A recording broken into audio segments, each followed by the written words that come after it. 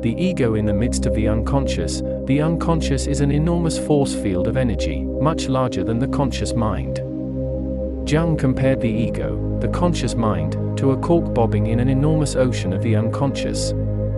He also compared the conscious mind to the tip of the iceberg that rises above the surface of the water. 95% of an iceberg is hidden beneath the dark, icy waters. The unconscious, like most of the iceberg, is out of sight.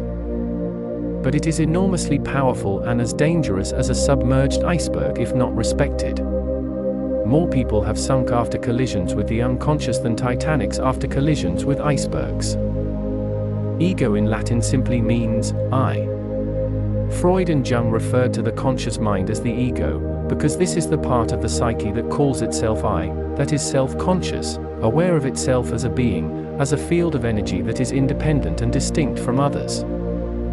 When we say I, we are referring to only the small sector of ourselves of which we are aware. We assume that I contains only this personality, these traits, these values and viewpoints that are up on the surface within the ego's range of vision, accessible to consciousness. The ego mind or conscious mind is not aware that the total consciousness is much larger and more extensive than ego, that the part of the psyche that is hidden in the unconscious is much greater than the conscious mind and much more powerful. Our egos tend to think of the unconscious as being outside ourselves, even though its contents are deep inside us. The conscious mind is startled, because it pretends that the unconscious isn't there. Since the total psyche is much larger and more complex than the ego mind can grasp, these unexpected things always feel as though they come from outside us rather than from within us.